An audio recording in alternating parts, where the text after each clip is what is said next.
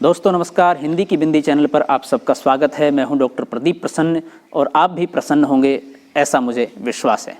तो आइए आज हिंदी व्याकरण, हिंदी भाषा, हिंदी साहित्य में कुछ नई बातें सीखते हैं।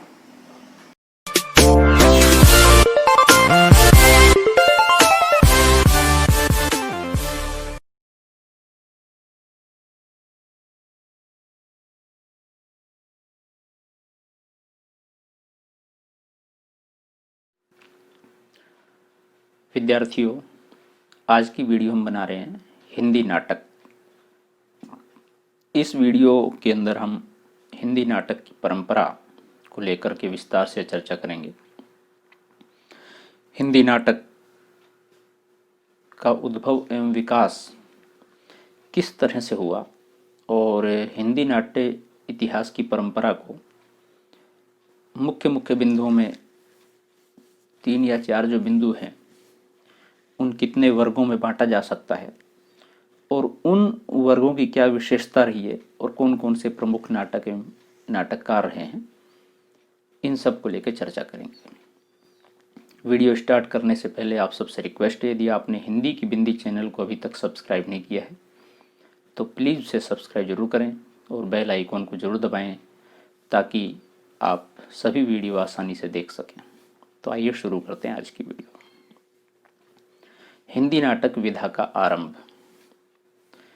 हिंदी नाट्य साहित्य का आरंभ आधुनिक काल से होता है। हिंदी से पहले संस्कृत और प्राकृत में समृद्ध नाट्य परंपरा थी, लेकिन हिंदी नाटकों का विकास आधुनिक युग से ही संभव हो सका। मध्यकाल में रामलीला, रासलीला, नौटंकी आदि का उदय होने से जन नाटकों का प्रचलन बढ़ा। ये नाटक मनोरंजन के प्रमुख साधन थे।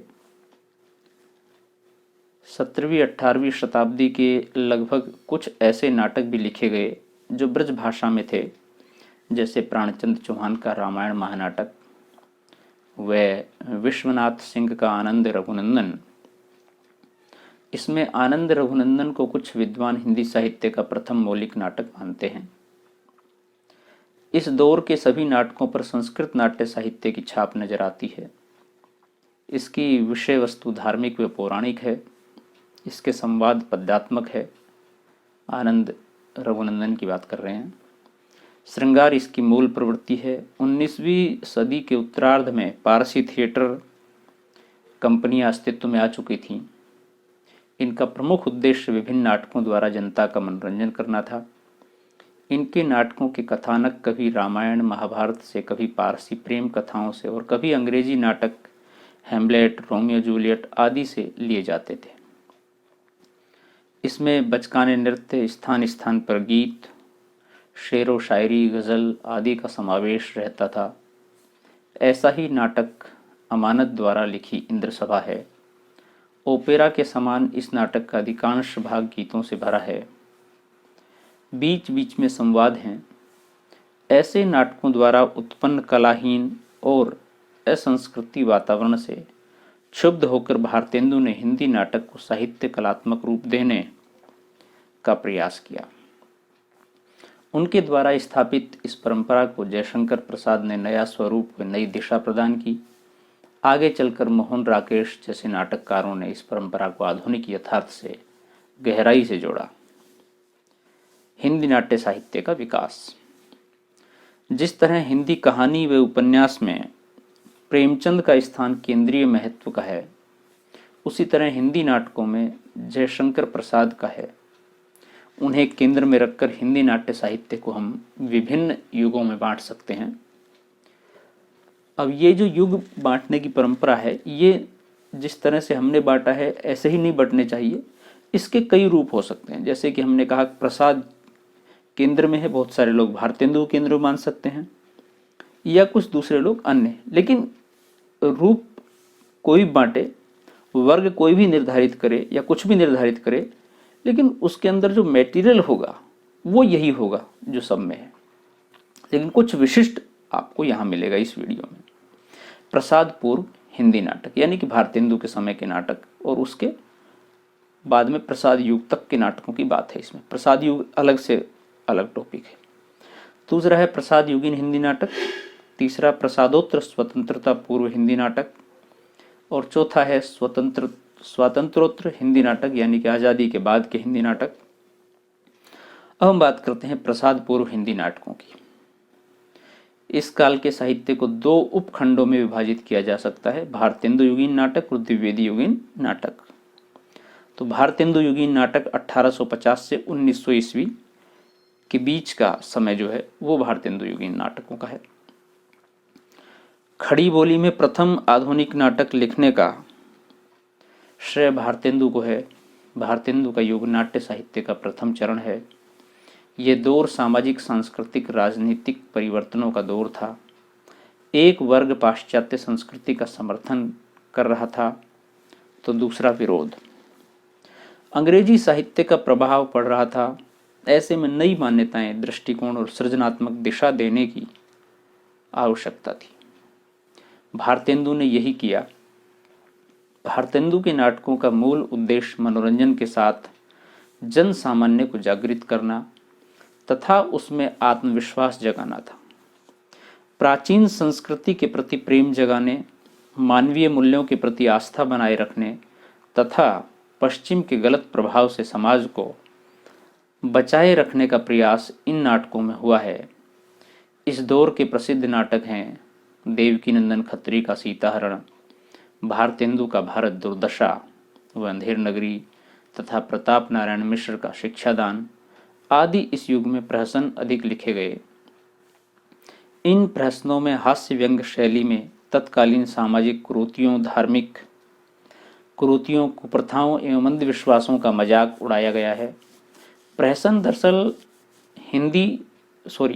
नाटक का ही एक रूप है। नाटक के 10 रूप माने गए हैं, जिसमें रूपक है, एकांकी है, नाटक भी है, विथिक है। ऐसे ही प्रहसन एक विधा है, जिसको हम जब नाटक को अलग से हम लोग उसके परंपरागत तरीके को नाट्य शास्त्र के ऊपर जब चर्चा करेंगे तो उसे विश्लेषित करेंगे। तो भारतेंदु का वैदिक हिंसा हिंसा ने भवती तथा राधाचरण गोस्वामी का बूढ़े मुँह मुहासे लोग देखे तमाशे, इसी शैली के नाटक हैं। भारतेंदु युगीन नाटकों में प्राचीन नवीन शैलियों का सामंजस्य दिखाई देता है। जो नाटक संस्कृत शैली में लिखे गए उनके पात्र आदर्श आधारित हैं, जबकि नवीन शैली में नाटकों के पात्र सच्चे जीवन के प्रतिनिधि नजर आते हैं। शिल्प की दृष्टि से यह नाटक न तो पूर्णतः प्राचीन नाट्य शास्त्र से जुड़े हैं और न ही इनमें अंग्रेजी परंपरा की नकल उतारी गई है। भारतेंदु ने ही पाश्चात्य ट्रेजेडी पद्धति पर दुखांत नाटक लिखे हैं। उनका नीलदेवी नाटक दुखांत के नज़दीक है। इस काल में अनुदित नाटक भी लिखे गए। भवभूति व कालिदास के संस्कृत नाटकों के हिंदी अनुवाद अधिक हुए। राजा लक्ष्मण सिंह ने अभिज्ञान शाकुंतलम का अनुवाद किया। बंगला से माइकल मधुसूदन दत्त के नाटकों के अनुवाद हुए। अंग्रेजी से शेक्सपियर के मर्चेंट ऑफ वेनिस मैकबेथ का अनुवाद हुआ। भारतेंदु युग के सर्वश्रेष्ठ नाटककार भारतेंदु हरिश्चंद्र थे। अन्य नाटककार हैं श्रीनिवास दास, बालकृष्ण भट्ट, प्रताप नारायण मिश्र, राधाचरण गोस्वामी व राधाकृष्ण दास। इनमें सभी ने भारतेंदु का ही अनुसरण किया। अर्थात ज़्यादातर भारतेंदु जिस परंपरा, जिस शैली, जिस विषय को लेकर नाटक लिख रहे थे, उसी तरह के नाटक अन्य नाटककारों ने, इस युग के नाटककारों ने लिखे। अब हम बात करते हैं द्विवेदी युगीन नाटक 1900 से 1918। द्विवेदी युग में भारतेंदु जैसी कोई प्रतिभा नहीं है कि विशेष नाटककार रहा हो और उसके प्रभामंडल, आभामंडल के कारण अन्य नाटककारों ने नाटक लिखे हों।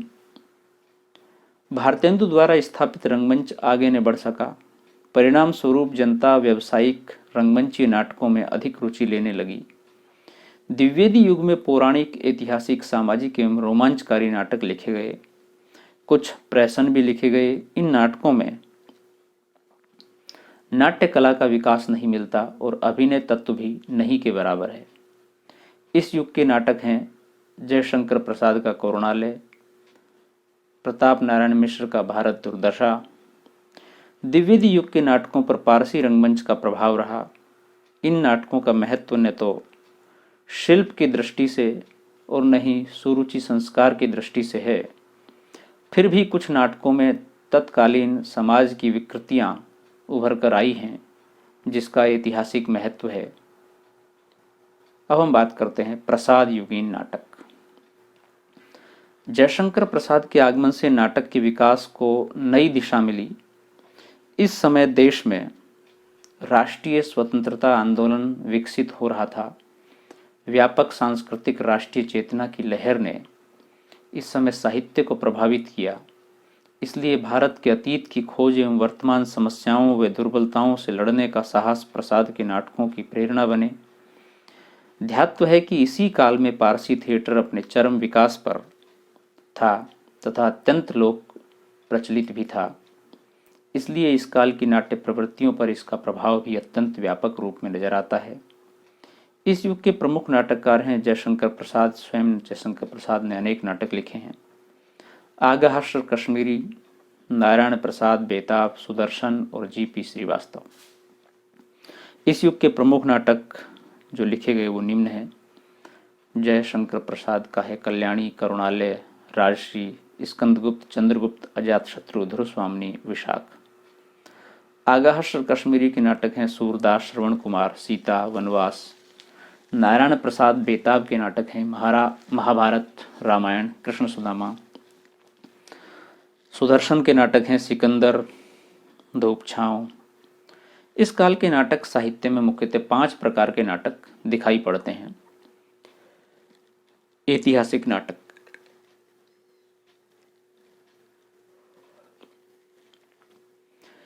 ऐतिहासिक नाट्य परंपरा में क्या विशिष्ट प्रवृत्तियां थी और कौन कौन से नाटक आते हैं, कौन कौन से रचनाकार हैं, उनका वर्णन हम इस टॉपिक में कर रहे हैं।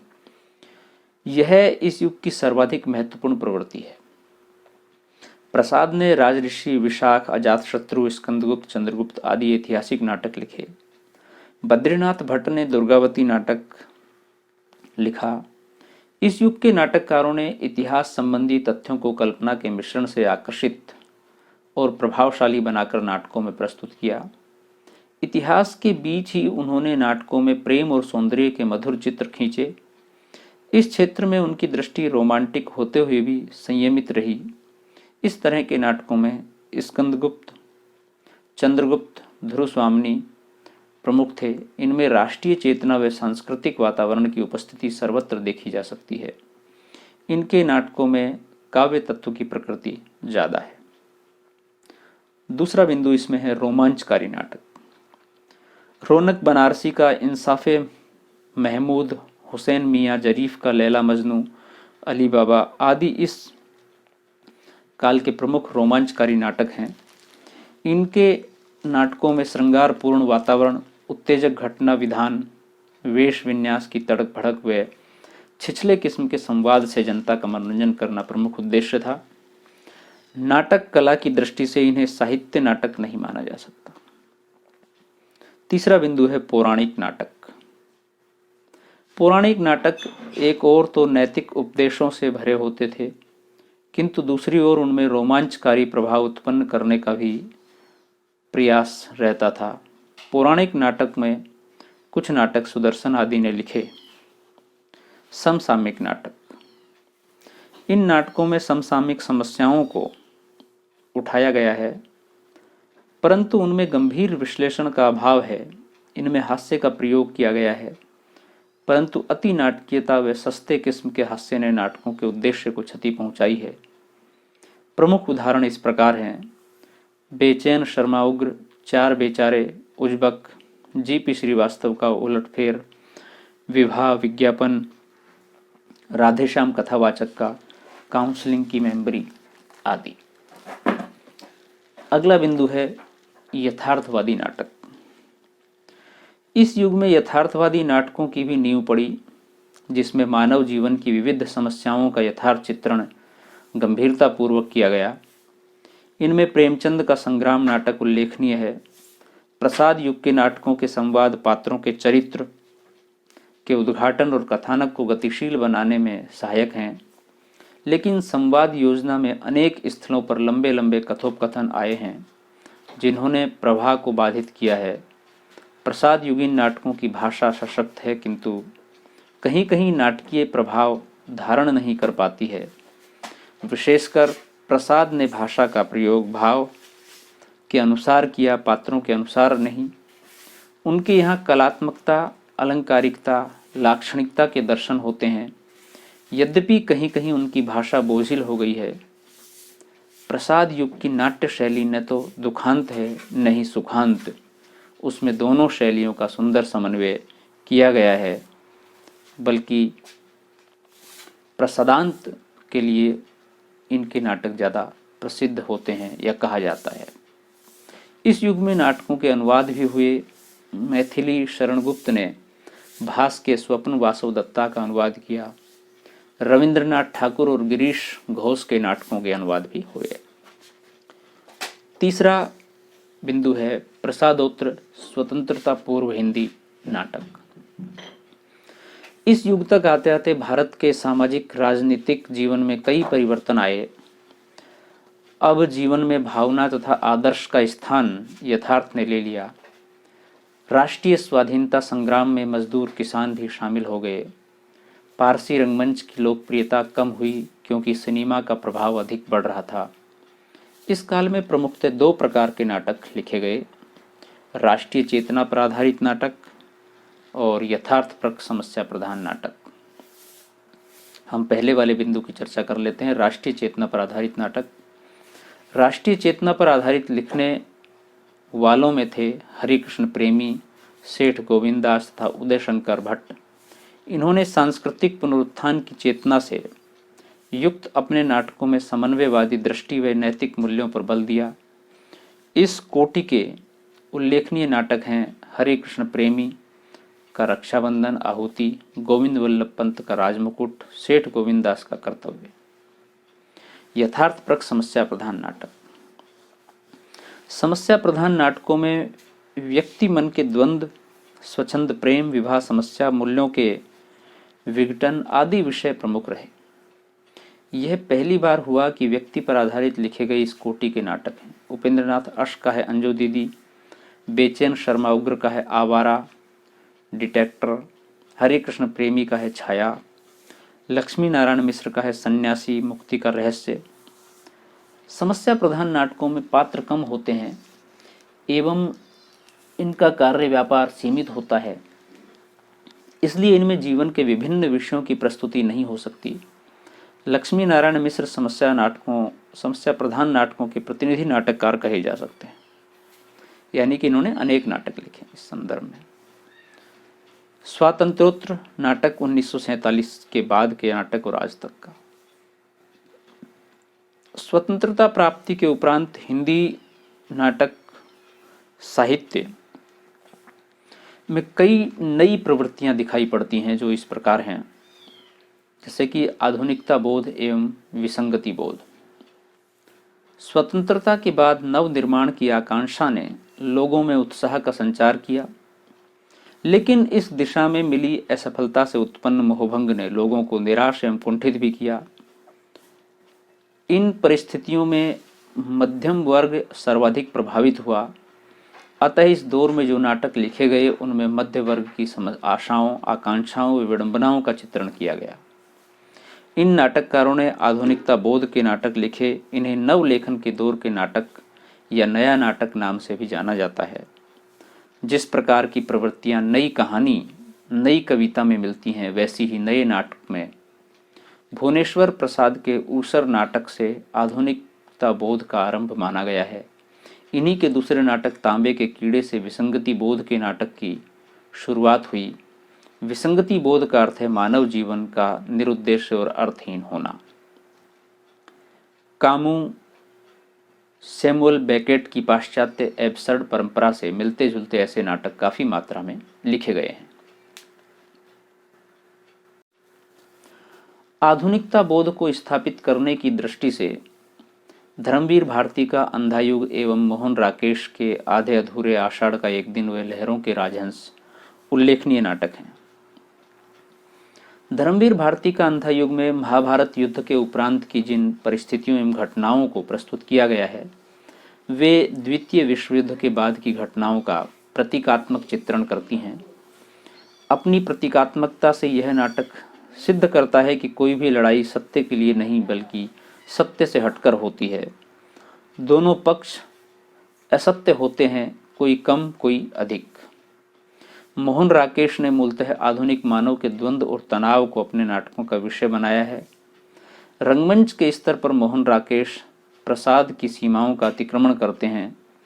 इनकी भाषा चरम रचनात्मक तथा नाटकीय संभावनाओं से युक्त है। आषाढ़ का एक दिन की कथा कालिदास की प्रणय कथा है, प्रेम कथा है। यह नाटक सत्ता और सृजनात्मकता के द्वंद्व एवं जटिल संबंधों को व्यक्त करता है। लहरों के राजहंस गौतम बुद्ध के भ्राता नंद के द्वंद्व को रूपायित करता है। इसमें राग विराग मोह त्याग सांसारिकता आध्यात्मिकता के द्वंद्व को सफलतापूर्वक उभारा गया है। आधे अधूरे यथार्थ की सीधी अभिव्यक्ति करने वाला नाटक है जो आधुनिक मध्यम वर्गीय परिवार के टूटने बिखरने की कथा है। कुछ आलोचकों ने तो यहाँ तक कहा है कि आधे अधूरे आधुनिक भावबोध तथा आधुनिक रंग चेतना का पहला नाटक है। लक्ष्मी नारायण लाल इसी समय के एक अन्य महत्वपूर्ण नाटककार हैं जिन्होंने मादा कैक्टस नाटक में कला के प्रणय के अंतर विरोध को प्रस्तुत किया है। यह नाटक एक दूसरे स्तर पर पीढ़ियों के मूल्यों के संघर्षों को रूपायित करता है। लक्ष्मी नारायण लाल लघु नाटकों के लिए प्रसिद्ध हैं जो भले ही पाश्चात्य रंगशिल्प और आधुनिकता के प्रयोग हों पर यथार्थवादी हैं। मोहन राकेश की परंपरा में ही एक अन्य नाम है सुरेंद्र वर्मा। इन्होंने खासतौर पर आधुनिक जीवन के तनाव को तल्खी को व्यक्त करने की कोशिश की है। द्रौपदी सूर्य की अंतिम किरण से सूर्य की पहली किरण तक 8वां सर्ग इनके प्रमुख नाटक हैं। द्रौपदी में आधुनिक मनुष्य के बहुमुखोटेपन को व्यक्त किया गया है। सूर्य की अंतिम किरण से पहली किरण तक में स्त्री के काम मनोविज्ञान को बहुत काव्यात्मकता के साथ व्यक्त किया गया है। 8वां सर्ग में अश्लीलता और लेखकीय अभिव्यक्ति की स्वतंत्रता का प्रश्न उठाया गया है। इस काल में भ्रष्टाचार, पीढ़ियों के संघर्ष, संबंधों की अर्थहीनता, समसामयिक व्यंग्य, राजनीतिक संदर्भ आदि विषयों पर नाटक लिखे गए। पाश्चात्य शिल्प। इस समय पाश्चात्य रंगशिल्प पर आधारित कई नाटक आए जिसमें सूत्रधार, कथाविहीनता, नायकहीनता का प्रचलन बढ़ा। हिंदी नाटक को नवीनता की ओर उन्मुख करने में रमेश बख्शी का योगदान महत्वपूर्ण रहा। उन्होंने नाटक में भाषा, परिवेश व संदर्भ में बोल्डनेस का मुहावरा चलाया। 70 के दशक तथा हिंदी नाटक की रंगमंचीयता काफ़ी खुली और कथा के स्तर पर उसमें विस्तार एवं सूक्ष्मता आ गई। 70 के बाद की नाट्य रचना अपने समय के जटिल यथार्थ से टकराती है एवं रंग चेतना की भी पूरी रक्षा करती है। इन नाटकों की अंतर्वस्तु काफ़ी व्यापक है। प्रमुख नाटककार हैं सर्वेश्वर दयाल सक्सेना का बकरी, ज्ञानदेव अग्निहोत्री का शुतुरमुर्ग, भीष्म साहनी का कबीरा खड़ा बाजार में मुआवजे, ब्रजमोहन शाह का त्रिशंकु। इनमें ज्ञानदेव अग्निहोत्री तथा ब्रजमोहन शाह नाटक से रंगमंच की ओर नहीं बल्कि रंगमंच की सक्रियता से लेकर नाटक रचना की ओर अग्रसर हुए। ज्ञानदेव के शुतुरमुर्ग में प्रतीक और फैंटेसी का प्रयोग विशेष है और ब्रजमोहन शाह में के त्रिशंकु की रंगमंचीयता गतिशीलता महत्वपूर्ण है। इसके साथ ही कई महत्वपूर्ण निर्देशकों ने भी अपनी कल्पना से नाटकों को समृद्ध किया। इनमें प्रमुख हैं इब्राहिम अलकाजी, श्यामानंद जालान, बीवी कारंत, सत्यदेव दुबे, हबीब तनवीर, सत्यव्रत सिन्हा आदि। नुक्कड़ नाटक। हिंदी नाट्य परंपरा के विकास में एक धारा नुक्कड़ नाटकों की भी है। नुक्कड़ नाटकों ने जीवन की समस्याओं को रंगमंचीय तामझाम के बिना ही सामने रखने की कोशिश की है। यह कुल मिलाकर जनता एवं रंगकर्मी के बीच संवाद है और यह आश्वासन देता है कि रंगमंच को शास्त्रीय अड़चनों के बिना भी सामने रखा जा सकता है। हबीब तनवीर नुक्कड़ नाटकों के प्रतिनिधि नाटककार हैं। समग्र हिंदी नाटक के क्षेत्र में स्वातंत्रोत्तर काल भारतेंदु काल के बाद सर्वाधिक सक्रिय काल रहा है। इस दौर में कथ्य और शिल्प के स्तर पर तीव्र परिवर्तनों ने हिंदी नाटक को एक नई दिशा दी। इलेक्ट्रॉनिक संचार माध्यमों के दबाव के बावजूद यह परिवर्तन हिंदी नाटक के विकास के प्रति आश्वस्त करते हैं। तो विद्यार्थियों, ये थी आज की वीडियो। आपने वीडियो पूरी देखी, इसके लिए आपका बहुत बहुत धन्यवाद। आशा करते हैं कि आपको वीडियो समझ में आई होगी। हिंदी नाटक या हिंदी नाटक के उद्भव और विकास को लेकर हमने ये संक्षिप्त वीडियो एक तरह से बनाई है, उसके पूरे इतिहास को समेटने की कोशिश की है। अब हम विस्तार से इसको और चर्चा करेंगे, अलग अलग टॉपिक को लेकर के, एक एक टॉपिक को लेकर एक एक वीडियो बनाएंगे। तो आप उसे बहुत ही गंभीरता से बारीकी समझना चाहते हैं तो उन वीडियो को ज़रूर देखें। और फिर भी यदि इस वीडियो को लेकर के आपके मन में कोई सवाल है तो आप कमेंट्स के माध्यम से हमें ज़रूर बताएं, और वीडियो कैसी लगी ये भी कमेंट्स के माध्यम से हमें बताएं। यदि वीडियो अच्छी लगी हो तो लाइक करें और अपने साथियों के साथ इसे शेयर करें ताकि वो भी लाभान्वित हो सकें। और हिंदी की बिंदी चैनल को यदि अभी तक आपने सब्सक्राइब नहीं किया है तो उसे सब्सक्राइब जरूर कर लें ताकि सभी वीडियो आप आसानी से देख सकें, और बेल आइकॉन को जरूर दबाएं। हम बहुत जल्द नेक्स्ट टॉपिक के साथ फिर मिलते हैं, तब तक के लिए शुक्रिया।